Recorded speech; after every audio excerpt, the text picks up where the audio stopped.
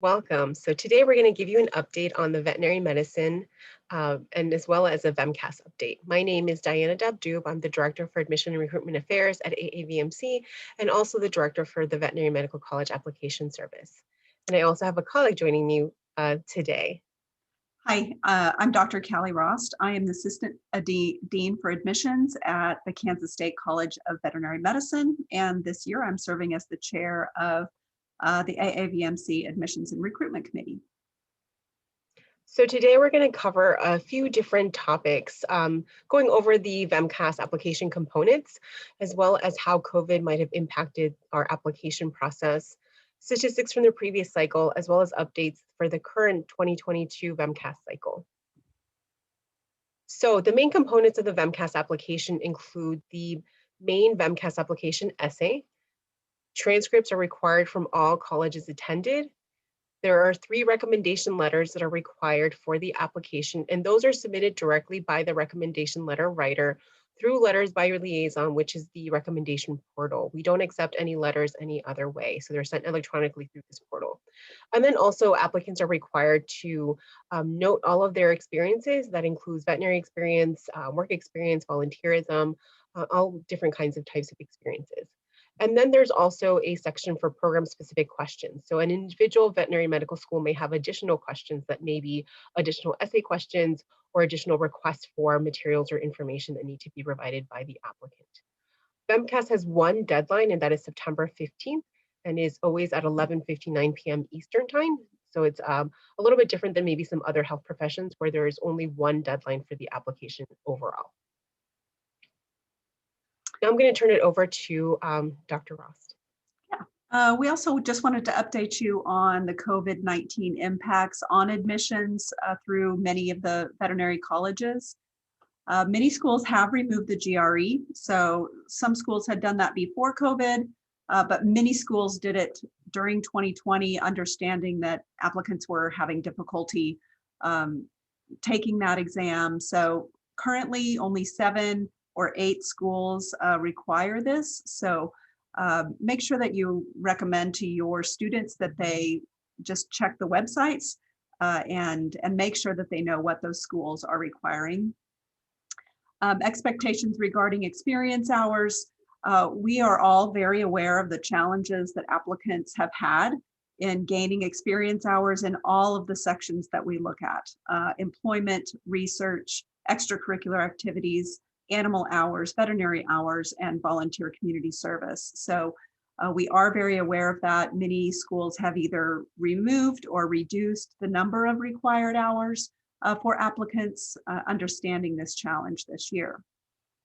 For 2020 semesters, most schools accepted credit or non-credit, pass, fail, satisfactory, unsatisfactory, and many changed their policy on also accepting online labs during 2020.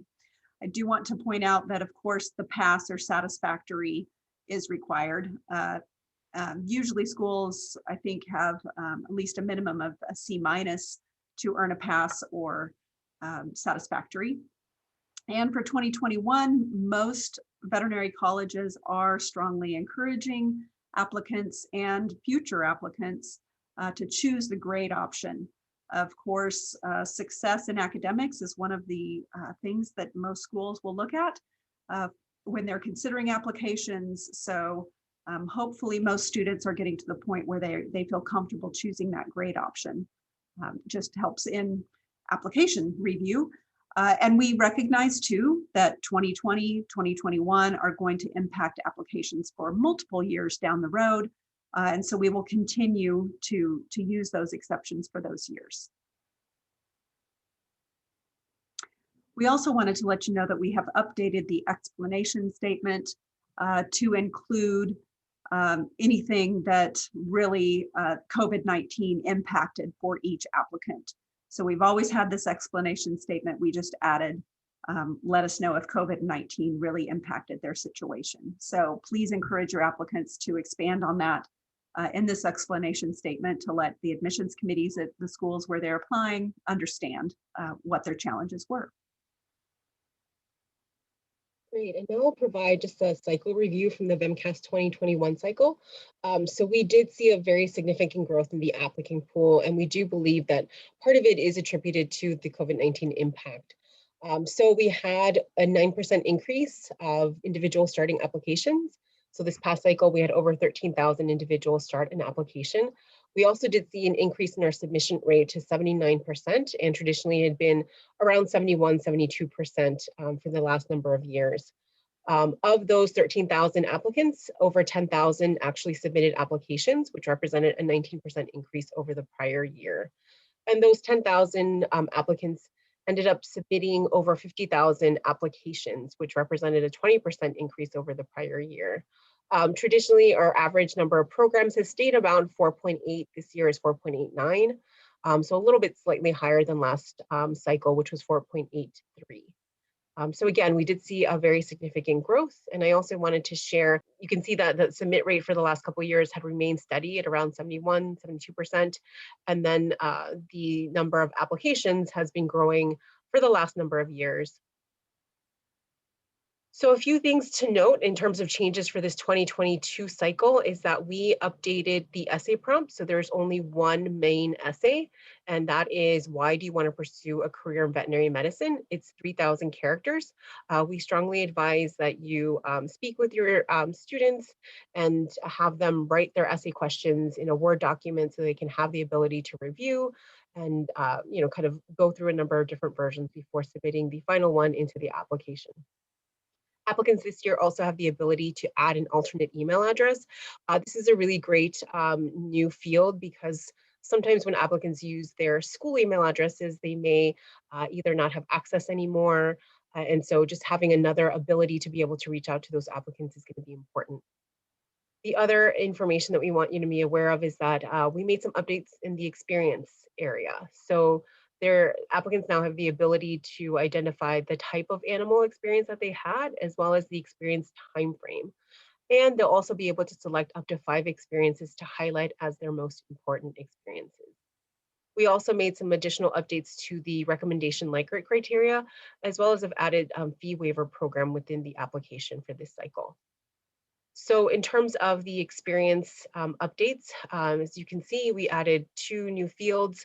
So again, the animal types, an applicant can designate the type of animal that they worked with, as well as designate when that experience happened. So if it was during undergraduate education, before or after, and that is really helpful for those admissions committees. We also made some significant updates to the recommendation likelihood criteria and really consolidating some of the criteria that were listed here, as well as providing definitions to further help evaluators in assessing applicants. And then lastly, as the organization AAVMC has moved to a fee waiver program for this application cycle. So there's going to be an income-based as well as merit-based fee waiver. So anybody that's a McNair Scholar or has had current active military or previous military experience will be able to qualify for a fee waiver. The fee waiver program will begin on May 12th. There is a limited number of fee waivers, and there will be more information that will be coming out to the applicant pool so they're aware of the process and what they need to do to be able to apply for a fee waiver. The waiver covers only the initial application fee of $220. So if an applicant is applying to multiple schools, they will have to pay the additional fees for those additional schools. We will also have an opportunity for a letter of explanation. So if an applicant doesn't qualify based on income or they're not a McNair Scholar or have military service, then they can submit a letter explaining why, what method of financial support they have and or why they can obtain or provide that information or why they feel that they're deserving of a fee waiver. Again, we'll make sure that as advisors, you have access to this information prior to the launch starting on May 12th. And then we wanted to highlight a few resources. We're currently in the process of developing an advisor toolkit that will be coming soon. In addition to the advisor toolkit, which will be a resource that you can download, we're also going to be developing some training modules to help advisors that are going to be, something that we hope to roll out later this summer. We'll make sure that information will be sent out through NAAHP so you all have that access when it's available. We did also create a VMCAS applicant guide this cycle. That is something that we want to make sure you're promoting to your applicants as a resource as they're completing their applications. A lot of information can also be found on the VMCAS Help Center, as well as the Veterinary Medical School requirements website is where you would want to direct students regarding the specific requirements for each school. And then also the AAVMC website. We have a number of VMCAS resources there as well. And some important dates for you to remember: our application cycle for this current cycle just launched in January. The deadline is September 15th. And then beginning on May 12th, applicants can start to submit applications and select programs. So again, for in the future, we're always going to be launching in January and have a September 15th deadline. We thank you for your time and feel free to reach out to me if you have any specific questions regarding the application.